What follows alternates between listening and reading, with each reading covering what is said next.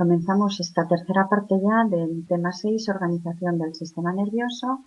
Es ya el final y vamos a ver dónde lo dejamos el otro día.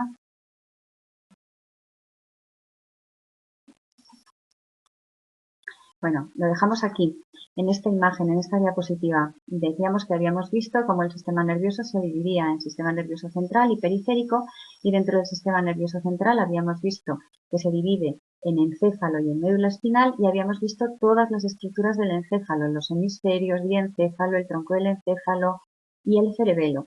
Nos faltaba la médula espinal y toda esta parte del sistema nervioso periférico. Bueno, pues vamos a la médula espinal. La médula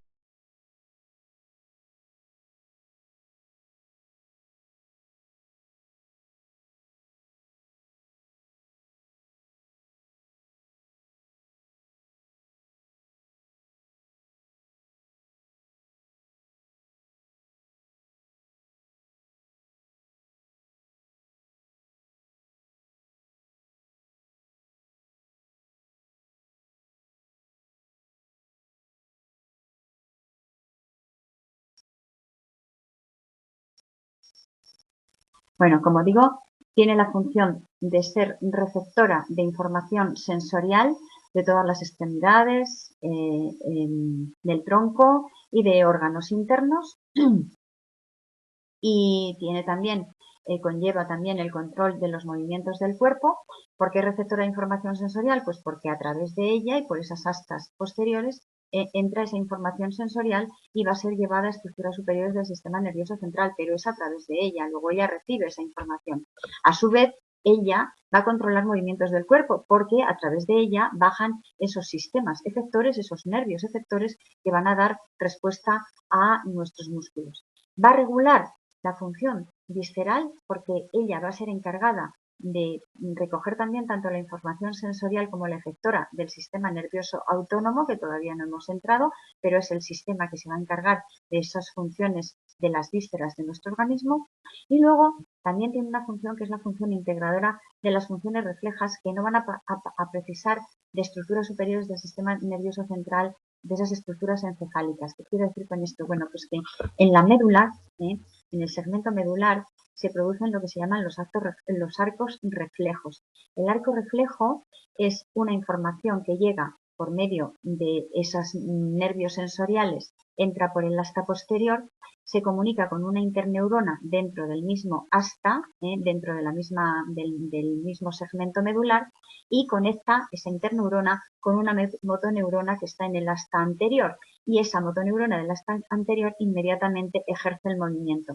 Con lo cual, esa información sensorial que ha llegado a ese segmento medular no tiene que subir esa información a esas estructuras superiores del sistema nervioso central, sino que en la misma médula, en el mismo segmento medular, mejor dicho, se produce la información de recibir la información sensorial y de dar respuesta en el momento. Y eso es lo que se llama el arco reflejo. No voy a entrar aquí ahora mucho porque esto lo vemos mucho en los sistemas efectores, pero bueno, se refiere a esto, integradora de funciones reflejas que no van a precisar de estructuras superiores encefálicas para dar respuesta. Bueno, tiene dos ensanchamientos, un ensanchamiento cervical aquí y un ensanchamiento lumbar aquí, y el nervio espinal C1 sale por encima de la vértebra C1 y el nervio espinal C8 sale por debajo de la vértebra C7, porque vértebras cervicales son solo 7, pero nervios hay 8 cervicales. Aquí termina, la médula se extiende desde la base del cráneo hasta la segunda vértebra lumbar, termina aquí en lo que se llama el cono medular. Aquí termina la médula. La columna continúa, pero la médula termina ahí. Bueno, la médula espinal está protegida por un estuche óseo que es la columna vertebral. Aquí vemos la columna vertebral, metidita dentro en amarillo la médula, y vemos cómo va protegida por ese estuche óseo. Cada par de nervios a ambos lados constituye un segmento medular. Esto sería un segmento medular con un nervio a este lado y otro que saldría por aquí. Entonces hay un par de nervios, uno a cada lado. Hay 31 segmentos medulares y hay 31 pares de nervios espinales, 31 pares. La médula, cuando la vemos así en un corte, vemos que tiene un surco medio ventral muy ancho. Este surco medio tan ancho es la parte anterior o ventral, siempre está en la parte ventral.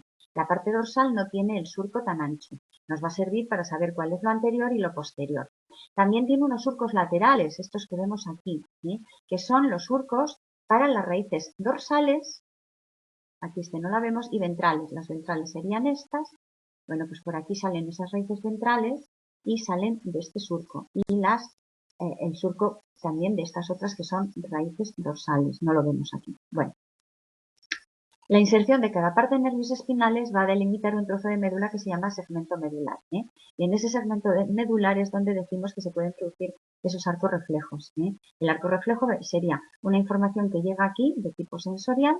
Aquí habría una interneurona, esta interneurona conecta con una neurona efectora motora, de tal manera que se produce la respuesta inmediatamente.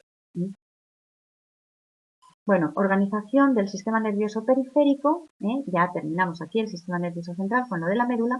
Vamos al sistema nervioso periférico. Habíamos dicho que tenía ganglios y nervios, y los ganglios son agrupaciones de células nerviosas, concretamente tienen soma de neurona, mientras que el nervio es el asón mielinizado. Y hay una división funcional. Funcionalmente, el sistema nervioso periférico se divide en sistema nervioso periférico somático y autónomo. El somático interacciona con lo que nos rodea y se compone de unas fibras aferentes que llevan una información sensorial hasta el sistema nervioso central, primero a la médula y luego a estructuras superiores, y unas fibras eferentes que van a aportar información desde estructuras superiores del sistema nervioso central, luego a la médula, sistema nervioso central, y al final a la musculatura esquelética.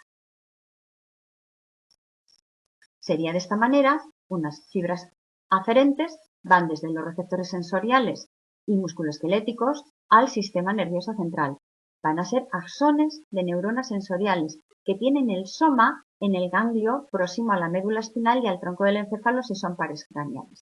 Y las fibras eferentes son axones de neuronas motoras cuyo soma está en el sistema nervioso central. Son las que dan la respuesta que viene elaborada desde estructuras superiores del sistema nervioso central.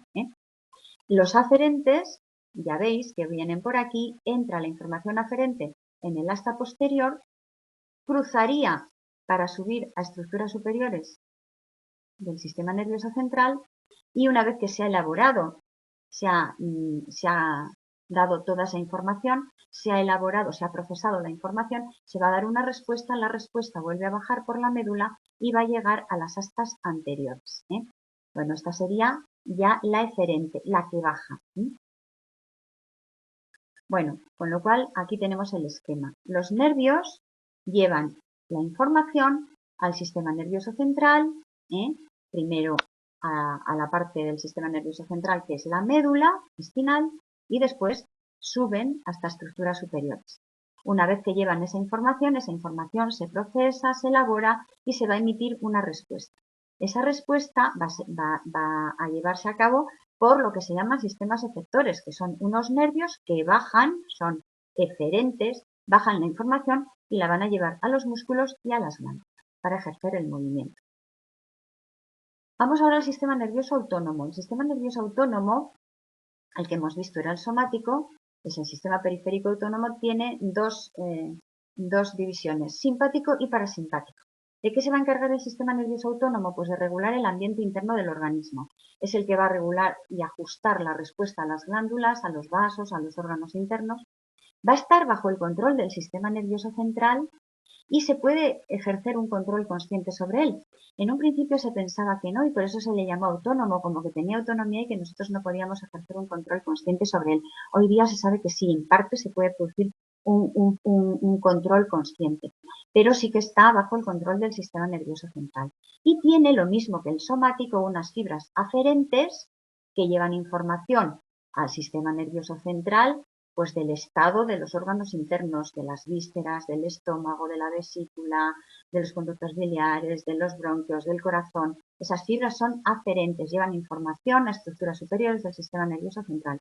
Y unas eferentes que desde ese sistema nervioso central, concretamente en el caso del sistema nervioso autónomo, el hipotálamo del sistema nervioso central es el centro regulador más importante que va a haber para ellas, van a ejercer desde el sistema nervioso central, van a ejercer el control de la musculatura lisa, porque no van a ir a los músculos de los brazos, de las piernas, sino a la musculatura de las vísceras. La musculatura de las vísceras es una musculatura lisa. Van a ir pues, a los intestinos, a la vesícula, al estómago, al músculo cardíaco, a las glándulas. ¿Para qué? Pues para controlar las funciones fisiológicas fundamentales, como puede ser la actividad vascular, la actividad circulatoria, la actividad digestiva. De eso se van a encargar. El sistema nervioso simpático controla el funcionamiento de órganos internos con reflejos de alerta, es decir, casi de huida. Vamos a ver que cada vez que actúa el sistema nervioso simpático, el funcionamiento de los órganos va a funcionar como en ese sistema de alerta o de huida, y sus fibras postganglionares van a liberar un neurotransmisor que es la noradrenalina.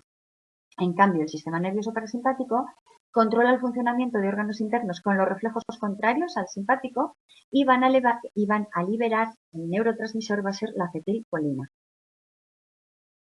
Bueno, aquí tenemos un esquema. Esto sería el sistema simpático y el parasimpático, actuando sobre las mismas estructuras. ¿Qué hace el sistema simpático? Lo vamos a hacer de una manera para que no tengáis que memorizar, sino que os salga sin más. Bueno, actúe donde actúe, el sistema nervioso simpático va a estar siempre funcionando como si estuviéramos ante un peligro. Cuando nosotros estamos ante un peligro, vamos a huir, vamos a echar a correr. Y cuando estamos ante un peligro, lo primero que hacemos es abrir los ojos para enterarnos bien de todo lo que pasa, con lo cual la pupila se dilata la pupila. La salivación no nos va a hacer falta, la salivación cesa, se nos seca la boca.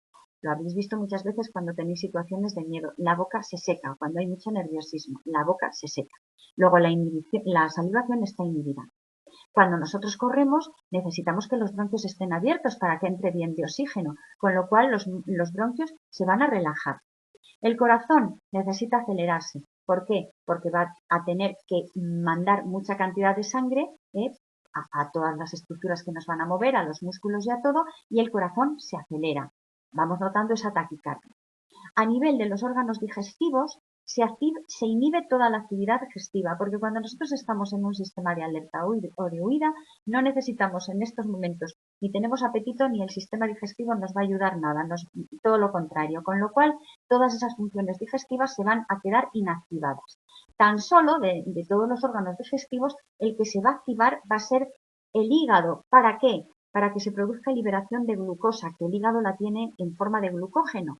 Y entonces ahí sí se produce esta estimulación hepática del glucógeno para que salga, porque la glucosa la necesitamos, estamos corriendo, estamos huyendo, necesitamos que los músculos tengan gasolina, que tengan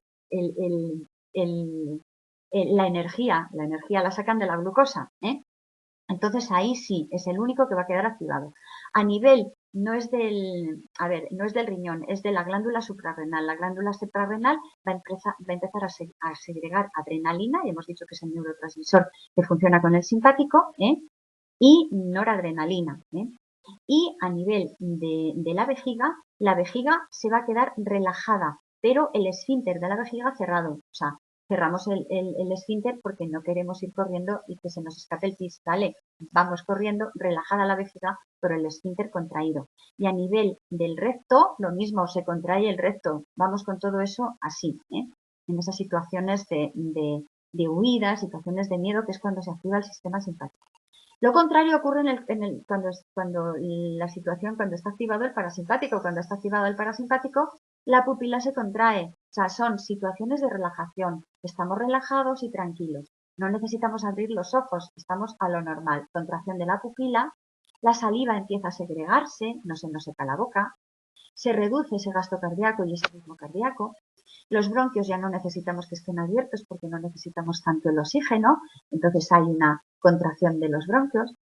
Sí que se estimula la actividad digestiva porque estamos tranquilos, ahí ya las funciones digestivas tienen su papel. Se estimula también mucho la vesícula biliar, porque en la digestión la vesícula biliar es un órgano que ayuda a todos los procesos digestivos. La vejiga se contrae y se relaja el recto. O sea, son contrarias las acciones, pero si nos fijamos en una situación de lucha, de huida, y ponemos todo lo que os he dicho, entendéis perfectamente sin necesidad de memorizar lo que hace el sistema simpático y el parasimpático. Bueno, los reflejos son producidos por fibras postganglionares de ambos sistemas. Bueno, es lo mismo, repetir simpático y parasimpático lo que van haciendo. Bueno, en la inervación autónoma intervienen dos neuronas que unen el sistema nervioso central con los órganos de la periferia. Una neurona preganglionar y una neurona postganglionar. La neurona preganglionar va a estar en el sistema nervioso central y la postganglionar va a estar en el ganglio autónomo. El ganglio autónomo veremos que dependiendo de que sea sistema nervioso simpático o parasimpático tienen una localización diferente. No entro aquí a valorar nada más porque esto lo vamos a ver luego en el tema 12 de sistemas efectores. Bueno, estos nervios del sistema nervioso periférico hemos dicho que unos son aferentes y que llevan información sensorial, pero van a llevar información sensorial tanto del sistema nervioso periférico somático y del autónomo. Es decir, los nervios del sistema nervioso periférico salen del encéfalo cuando son los pares craneales y de la médula espinal cuando son los nervios espinales o raquídeos. Salen duplicados, para cada lado del cuerpo va uno. Las fibras de los nervios craneales y espinales pueden ser aferentes, que son las sensoriales, o eferentes, que son las motoras, y llevan información tanto de las estructuras somáticas, de estructuras somáticas y de las viscerales. Es decir, que en esos nervios llevan información del sistema somático y del sistema nervioso autónomo. Cuando nosotros tenemos aquí un nervio, al llegar a esta zona, concretamente, cuando ya estamos muy cerca del ganglio, aquí se van a unir fibras del sistema nervioso autónomo, no solamente del somático, con lo cual las aferentes llevan información somática y autónoma y las eferentes también pueden llevar información somática y autónoma. Vamos a centrarnos ahora en los pares craneales. Los pares craneales son 12 y vamos a ver que hay unos que son solamente sensoriales, otros que son solamente motores y otros que tienen una inervación mixta, es decir, que son sensoriales y motores. Vale. Vamos a ir primero a los sensoriales. Los sensoriales son solamente 3, están relacionados con los sentidos. El olfato, la vista y el oído. Primer par craneal, segundo par craneal y octavo par craneal. No hay que pensar nada más. El olfato no lo vemos aquí porque aquí estamos viendo solamente los pares craneales que tienen su entrada y salida en el tronco del encéfalo. Aquí vemos el óptico porque tenemos aquí el quiasma óptico, que es el segundo par craneal, que en realidad no está en el tronco del encéfalo. En el quiasma corresponde a diencéfalo. Y nos falta también el primer par craneal, que tampoco lo tenemos aquí porque no llega tampoco a esta zona. Bueno, habíamos dicho sensoriales, el primero, el olfatorio, el segundo, el óptico, el octavo, el estato acústico o vestíbulo coclear, es la audición y el equilibrio. Motores. Pues motores tenemos 3 pares que se van a encargar de la musculatura extrínseca del ojo. ¿Quiénes se van a encargar de la musculatura extrínseca del ojo? El tercer par craneal, motor ocular común. El cuarto par craneal, que se llama también patético. Y el sexto par craneal, que es el motor ocular externo. Luego tenemos ya los 3 pares motores y luego los 2 últimos pares. Es decir, para recordar cuáles son solamente motores, los 3 que inervan la musculatura extrínseca del ojo y los 2 últimos, 11 y 12. Y luego los demás que nos quedan pues ya son mixtos, el 5, el 7, el 9 y el 10. ¿Qué tenemos que decir del séptimo par craneal? Vamos a hacer un poco de parada en él por lo siguiente. El séptimo par craneal es el nervio facial, es motor somático porque controla musculatura de la expresión facial, pero es un nervio, hemos dicho que es mixto, lo tenemos aquí, Es motor somático porque va a controlar toda la musculatura de la expresión facial, del cigomático, del orbicular, toda esa expresión facial la va a controlar de forma motora, pero tiene unas fibras sensoriales. Esas fibras sensoriales, hay una rama sensorial que se llama cuerda del tímpano y que va a dar sensibilidad a los 2 tercios anteriores de la lengua. Y va a tener también fibras del sistema nervioso autónomo, tanto simpáticas como parasimpáticas, porque las glándulas lagrimales, las glándulas salivales, las glándulas submaxilares y sublinguales van a ser inervadas por este séptimo par craneal, el facial. Os hago parada en él porque es un nervio del cual a veces, es un par craneal del cual a veces hacen preguntas. Y hay que saber que es motor y sensorial. Es motor para toda esa musculatura facial, es sensorial porque tiene una información sensorial de los 2/3 anteriores de la lengua por medio de una rama que se llama cuerda del tímpano, y es del sistema nervioso autónomo porque es el encargado de producir de activar la secreción salival de tanto de glándulas lacrimales como de glándulas salivales, que son submaxilares y sublinguales. La sensibilidad en la parte de la lengua y de la faringe, vamos a ver quién la lleva. El gusto de la parte anterior de la lengua, de los 2/3 anteriores, hemos dicho que es el facial, por medio de la cuerda del tímpano. La parte posterior de la lengua y el paladar va a estar, en cuanto a sensibilidad, inervado por el glosofaringeo, que es el 9º par craneal. Y luego ya la parte de la faringe por el nervio vago, esa parte sensorial. Cuando nos duele la faringe, eso es lo que nos duele. Bueno, aquí tenemos, como os he dicho, cómo van entrando en el tronco del encéfalo, en la misma zona por donde entran, luego van a salir, y tendríamos el primero, que no entra en la zona del encéfalo, el segundo, el óptico, entra en el encéfalo también, el tercero, que es el motor ocular común, mueve el ojo, el cuarto, que es el troclearo patético, el sexto, que se llama también abducens o motor ocular externo, porque lo que hace es una abducción, que es una separación del ojo. Los tres están relacionados con la musculatura ocular. Luego hemos dicho que los otros dos motores son el 11 y el 12. Bueno, vamos viendo cómo van todos ellos, y lo más importante de todo, aquí también vemos, aquí vemos desde el primero, este es el olfatorio, termina aquí en el bulbo olfatorio, con lo cual no lo veíamos antes. Este es el quiasma ópticos, este es el segundo par craneal, vamos viendo el tercero, el cuarto, el quinto, el sexto, el séptimo, bueno, vamos viendo todos. Aquí os ponía un poco de información, pero como os he hecho estas tablas de aquí, esto es importante que lo sepáis. ¿Por qué? Pues porque de aquí pueden poner preguntas. El olfatorio y el óptico son sensoriales, El motor ocular común, el troclear, que es el cuarto par craneal, que también se llama patético, son motores, musculatura del ojo. El motor ocular común para la musculatura ocular externa, es decir, extrínseca. También actúa en el constrictor del iris y en el músculo ciliar. El nervio, el cuarto par craneal troclearo patético, también es motor y va a inervar el músculo oblicuo mayor del ojo. El oblicuo mayor, como es un oblicuo, es cuando hacemos la mirada y miramos hacia arriba, una mirada patética, por eso se llama patético, es más fácil quedarse con ello. El otro motor es el motor ocular externo. Inerva el músculo recto externo del ojo y el recto externo lo que hace es que miremos hacia la parte externa. Luego tenemos el trigémino es sensorial y es motor, es mixto.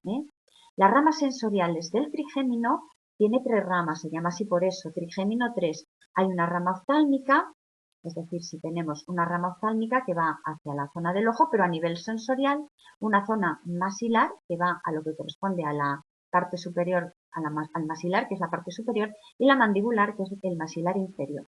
Y capta sensibilidad de la piel, de la mucosa de la cabeza, de los dientes. Y luego tiene una rama motora. La rama motora solamente es esta, la mandibular, para el movimiento de la mandíbula, extensor del tímpano, del paladar y del digástrico. Luego ya el facial, que hemos visto cómo es en la zona sensorial. En la zona motora es el que va a producir la secreción de las glándulas lacrimales, de la mucosa nasal y salivales, va a mover todos los músculos de la cara y del cuero cabelludo. Y aquí tenemos los que faltan. El octavo par craneal, estato acústico o auditivo o vestíbulo coclear. Pues tiene, por un lado, inerva al órgano de Corti, que está relacionado con la audición, y por otro a las células ciliadas vestibulares, que está relacionada con el equilibrio, por eso se llama estato acústico. El 11 es el glosofaringeo, es mixto, sensorial y motor. Sensorial para toda esta zona de aquí. Si nos preguntan el tercio posterior de la lengua, es el glosofaringeo en cuanto a sensibilidad. La parte anterior es el facial, por medio de la cuerda del tímpano. Pero el glosofaringeo también es motor, va a mover toda la musculatura estriada de la faringe y la glándula parotídea. El vago, que se llama así no porque sea vago, sino porque recorre mucho, porque es errático, también es sensorial y es motor, es mixto. El vago, sensorialmente, pues es el que va a inervar la laringe, la tráquea, la faringe, muchas vísceras de tórax y de abdomen. Cuando tenemos dolor de laringe, de faringe, es el vago, ¿eh? También cuando tenemos dolor de estómago, dolor intestinal, esa información nos la está dando el vago. Y a nivel motor, pues es el que va a mover el intestino, todas las estructuras respiratorias, el corazón. La musculatura estriada del paladar, de la faringe y de la laringe. Los dos últimos hemos dicho que eran motores, que es el espinal o accesorio, y el hipogloso, que es el que va a mover la musculatura de la lengua y de la garganta. Bueno, aquí hay un enlace para ver los pares craneales, pero bueno, como os digo aquí, el 1 y el 2 no entran no salen del tronco del encéfalo. Este sería una cara ventral, aquí estamos viendo todos. Este sería el primero, el olfatorio, el óptico y luego todos los demás. El resto, salvo el 1 y el 2 que no salen del tronco del encéfalo, el resto salen del tronco del encéfalo y van a la cabeza, al cuello, excepto el vago, que aumenta su recorrido y va pues a todos los órganos abdominales. Y saber que los nervios craneales entran y salen del tronco del encéfalo en el mismo punto. Bueno, los nervios espinales son 31 pares de nervios espinales, salen de la médula espinal por los agujeros de conjunción, que son estos de aquí. Este es un agujero de conjunción, este es otro agujero de conjunción. Están unidos por dos raíces y hay un patrón de segmentación. Cada par de nervios, a un lado y al otro, se asocia con una vértebra. Es decir, con una vértebra se nos va a asociar un nervio por un lado y otro por el otro lado. Perdón.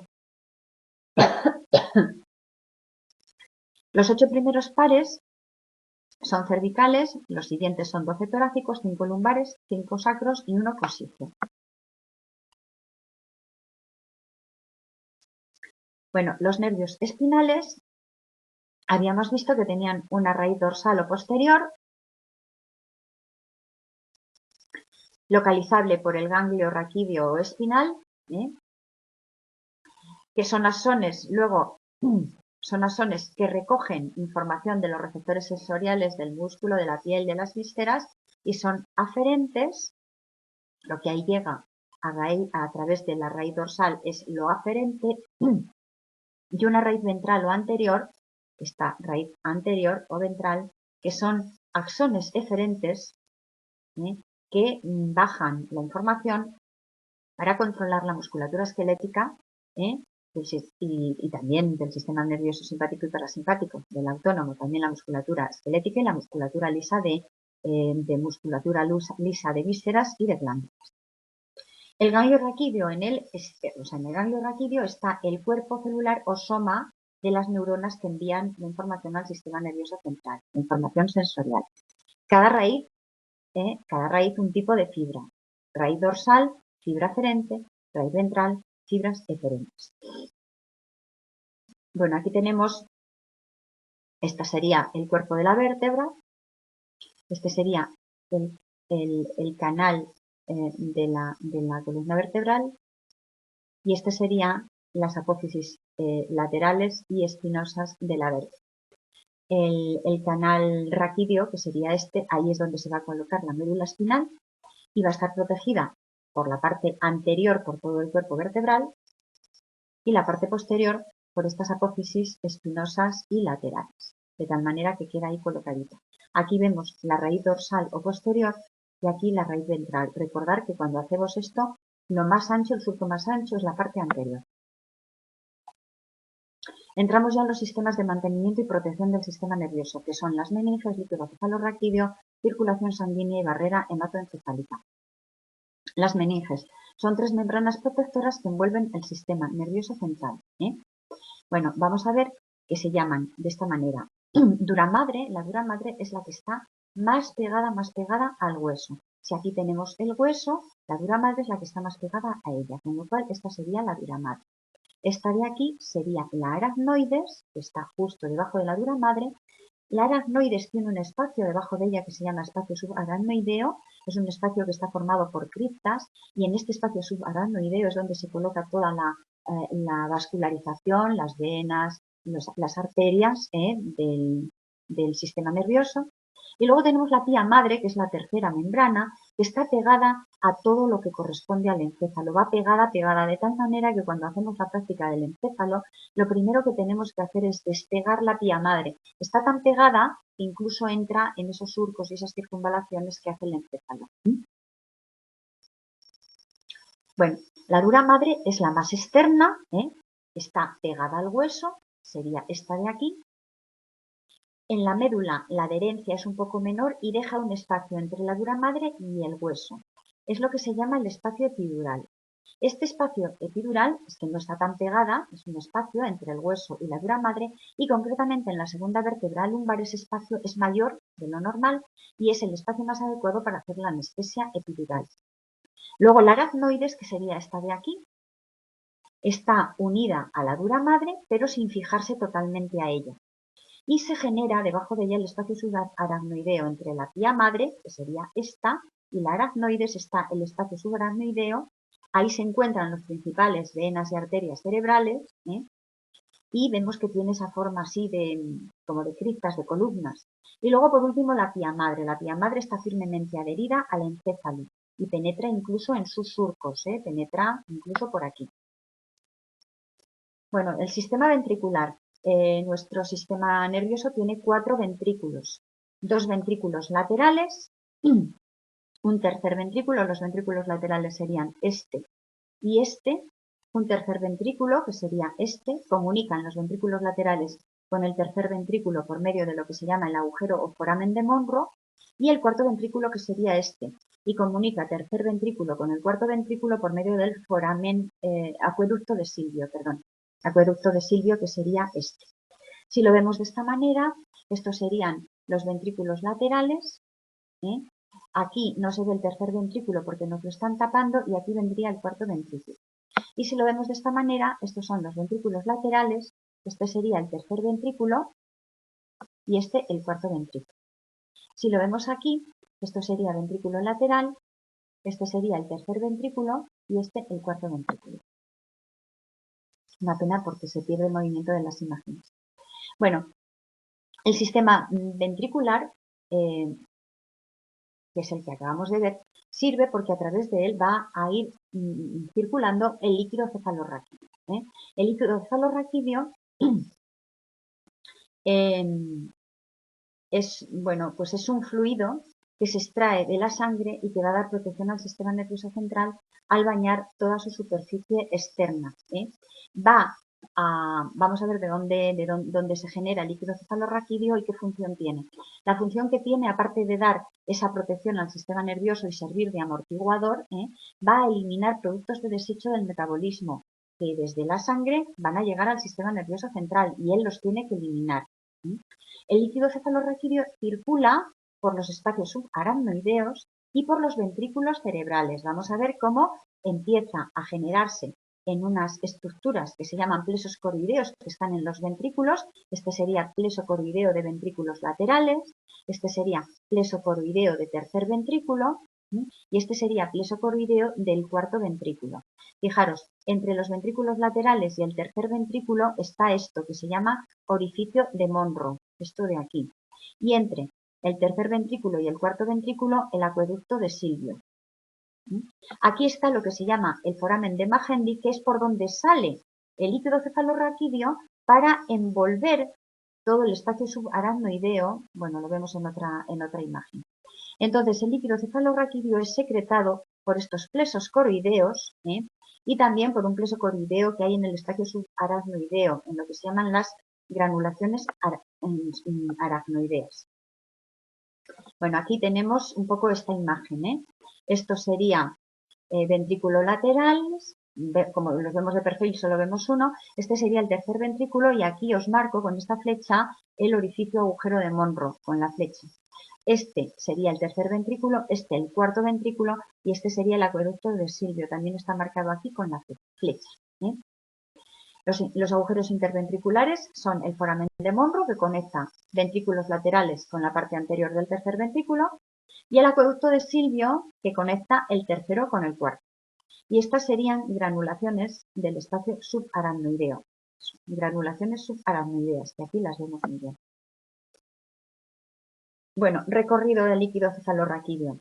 Como hemos dicho, es secretado por los plexos coroideos, entonces va desde los ventrículos laterales al tercer ventrículo, atraviesa el agujero de Monro, del tercer ventrículo pasa al cuarto ventrículo pasando por el acueducto de Silvio, y por las aberturas de este ventrículo, que hemos dicho que era el agujero de Magendie, va a salir al espacio subaracnoideo y va a bañar todo el sistema nervioso central. Ya lo vemos aquí bañando todo el sistema nervioso central. Va a bañarlo todo. Así va. Bueno, desde el espacio subaracnoideo, después va a pasar a la sangre venosa. Todas las sustancias que tiene que desintoxicar o detoxicar las pasa a la sangre venosa a esas granulaciones subaracnoideas y también porque en el espacio subaracnoideo están las venas. Entonces él descarga por medio de esas granulaciones subaracnoideas al sistema venoso y ahí deposita todas las sustancias tóxicas. ¿Vale? Bueno, el líquido cefalorraquídeo es sustituido 6 o 7 veces al día. La circulación sanguínea. La circulación sanguínea del sistema nervioso central vemos que tiene una peculiaridad y es que viene toda a través de lo que se llama el polígono de Willis. El polígono de Willis se llama así porque se forma por una serie de arterias, una forma de polígono. Y lo que tiene de característico es que hay dos sistemas muy importantes que van a aportar sangre al sistema nervioso, al encéfalo. Dos sistemas muy importantes. Por un lado, la carótida interna. La carótida interna viene de aquí, de la parte lateral del cuello, es una arteria muy importante, y de la carótida interna va a salir la cerebral anterior y la cerebral media. Dos arterias cerebrales muy importantes para que lleven sangre al encéfalo. Y por otro lado, otra arteria muy importante es la arteria basilar, que viene la arteria vertebral, que va a dar lugar a la arteria basilar, se llama así porque está en la base, que es esta de aquí, y la basilar va a dar lugar a las cerebrales posteriores, con lo cual hay dos sistemas. Si nos falla uno, tenemos el otro. ¿Por qué? Porque va a haber unos comunicantes entre estas arterias cerebral anterior y cerebral media que nos aporta la carótida interna y las arterias cerebrales posteriores que nos aporta la arteria basilar de rama de la vertebral. Y como va a haber unas comunicantes, de esa manera, si falla un sistema, por medio de esas comunicantes vamos a tener irrigación con el otro sistema. Bueno, aquí vemos estos dos sistemas. Por un lado, bueno, la carótida interna, importantísima, nos va a dar, por un lado, la cerebral media, que sería esta, y la cerebral anterior, que sería esta. Dos arterias muy importantes, cerebral media y cerebral anterior. Y, bueno, aquí también las tenemos, cerebral media y cerebral anterior. Vale. Y la arteria vertebral nos va a dar la arteria basilar y esta arteria basilar nos va a dar las cerebrales posteriores.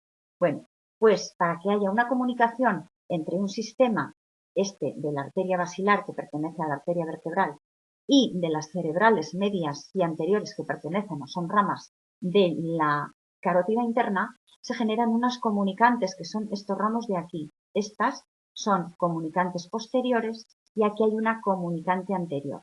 De tal manera que si fallara, por ejemplo, esta arteria carótida y no llegara sangre por aquí, por medio de estas comunicantes que vienen de esta zona de la arteria basilar, daría para que hubiera sangre a todas las estructuras encefálicas.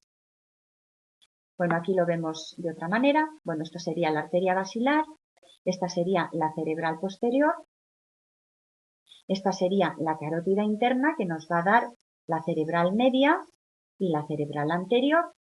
Esta sería la comunicante anterior y esta sería la comunicante posterior.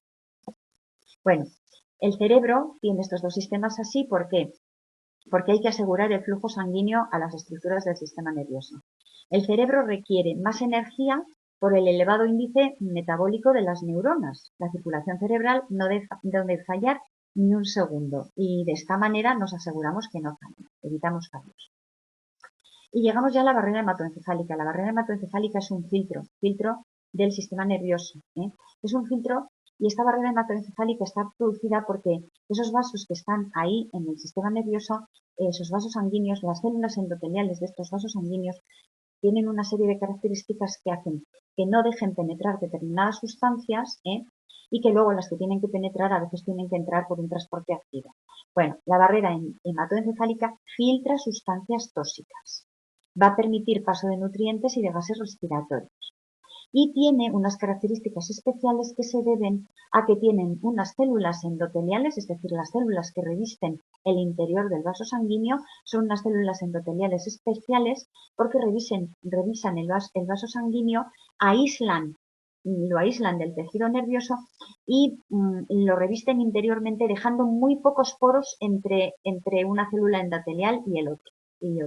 Es decir, tienen menos poros y así de esa manera controlan el paso de sustancias. Y además, por si esto no era suficiente, para reforzar el stop de que no entren sustancias tóxicas, tienen los pis de los astrocitos. ¿Os acordáis que cuando hablábamos de los astrocitos decíamos que tenían una función en la barrera hematoencefálica? ¿Qué hacen? Pues forzar o reforzar, por decirlo de alguna forma, ese stop a que entren sustancias tóxicas que hace esta barrera hematoencefálica. Por si no es suficiente con la barrera hematoencefálica, se ponen ellos ahí para que no entren sustancias tóxicas. Bueno, deciros también que la barrera hematoencefálica va a dejar pasar gases y también moléculas lipofílicas, porque la membrana que tienen es lipofílica. Pero no va a dejar pasar sustancias tan importantes como la glucosa, los aminoácidos, las vitaminas. Estas sustancias tan importantes que no pasan de esta manera tienen que pasar por medio de un transporte activo. Pero esas sustancias lipofílicas que pasan, dentro de esas sustancias y de esos gases que pasan, y de esas sustancias lipofílicas, fijaros, entre otras entran el alcohol, la heroína, la cafeína, la nicotina y el éxtasis. El éxtasis deteriora la barrera hematoencefálica, la deteriora, la estropea, la hace más permeable a los patógenos. Por eso, muchas personas que consumen éxtasis y otras drogas, como se deteriora la barrera hematoencefálica, tienen muchas infecciones de tipo encefalitis, porque la barrera hematoencefálica está rota y no hace esa selección de sustancias tóxicas que hace normalmente.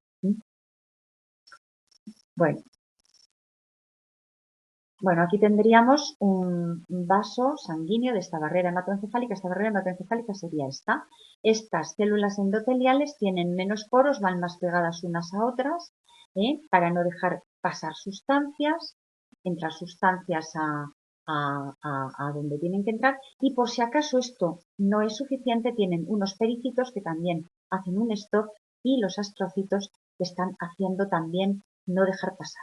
Aquí vemos el pie del astrocito, otro pie de otro astrocito, la célula endotelial que tiene muchos menos poros. Esto sería la luz del vaso sanguíneo. Bueno, los nutrientes esenciales para el cerebro son conducidos por sistemas de transporte específico, porque si no pasan de una forma pasiva necesitarán un transporte específico.